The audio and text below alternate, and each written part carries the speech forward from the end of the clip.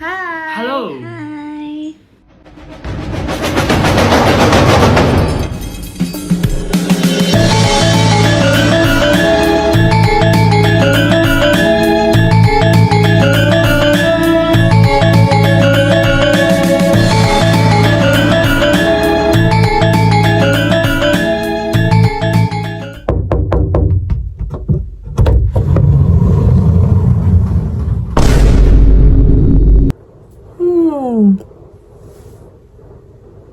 Pergi ke Jawa membeli rambutan.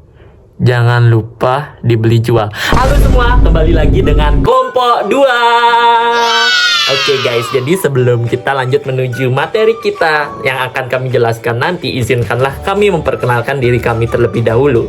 Dimulai dari saya sendiri, nama saya Komang Gede Bagus Dimas Wiradita, bisa dipanggil Dimas saja. Nah, saya nomor absen 22 dari kelas 11. Oke, mungkin teman saya akan memperkenalkan diri juga. Oke, saksikan. Dadah.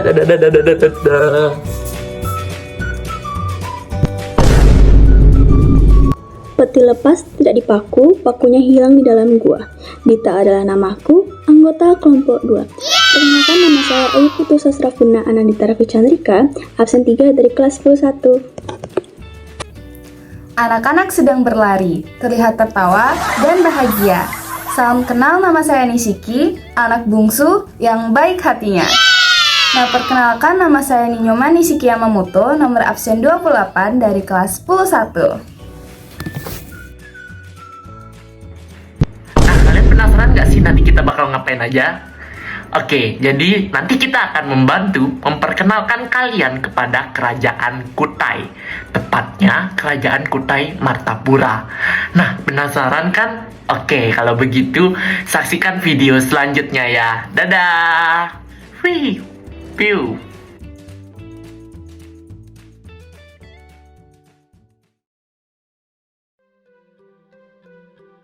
Kerajaan Kutai Martapura merupakan salah satu kerajaan bercorak Hindu tertua di Indonesia.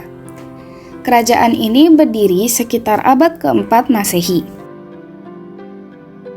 Nah, di manakah lokasi dari Kerajaan Kutai Martapura ini? Kerajaan Kutai Martapura berlokasi di daerah Kutai, Kalimantan Timur.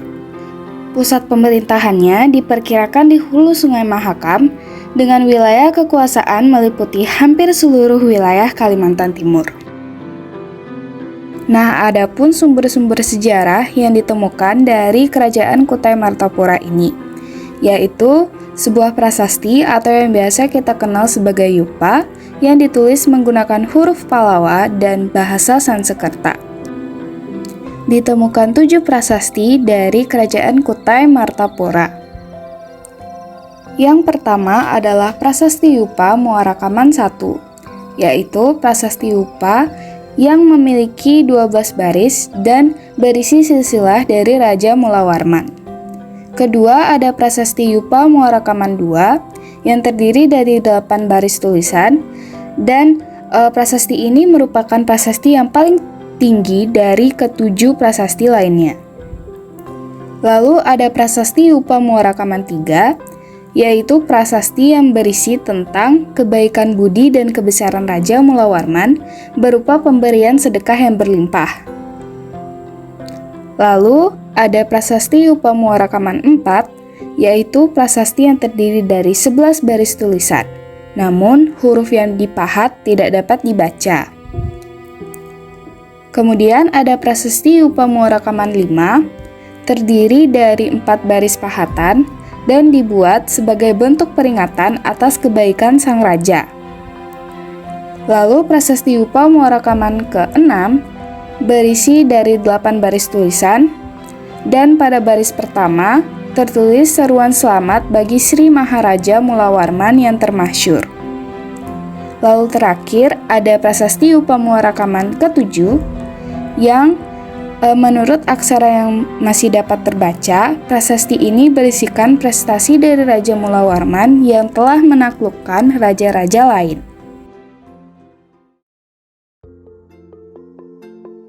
Raja-raja Kerajaan Kutai Martapura. Kerajaan Kutai Martapura dipimpin oleh banyak raja. Beberapa di antaranya yang paling terkenal karena kerja keras dan kehebatannya dalam memajukan Kerajaan Kutai Martapura, yaitu Raja Kudungga, Raja Aswawarman, dan Raja Mulawarman.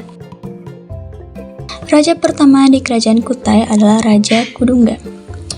Lalu ia memiliki anak laki-laki yang bernama Aswawarman. Ia pun mewariskan tahtanya kepada anak laki-lakinya tersebut.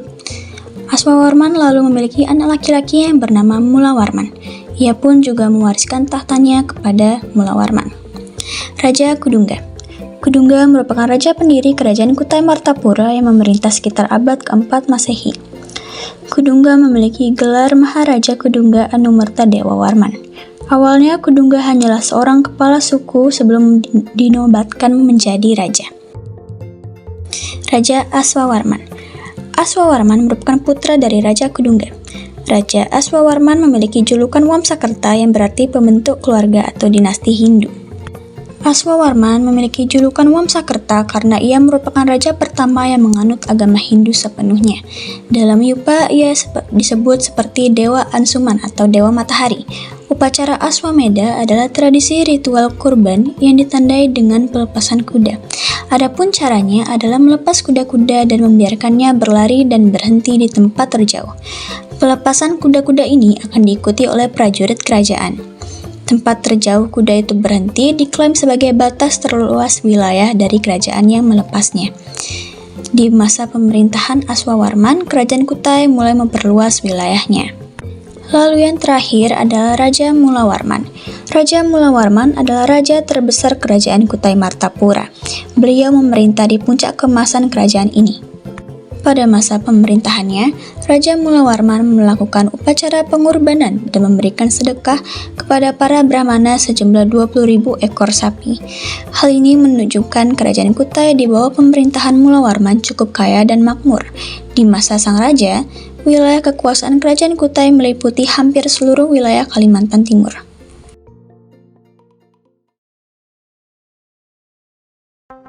Hai, kembali lagi dengan saya Dimas. Nah, di sini saya akan menjelaskan mengenai kapan sih masa kejayaan dan runtuhnya Kerajaan Kutai Martapura. Baik, dimulai dari masa kejayaannya. Nah, masa kejayaan atau puncak keemasan dari Kerajaan Kutai Martapura tercapai di masa pemerintahan Raja Mulawarman, tepatnya pada akhir abad ke-4 Masehi.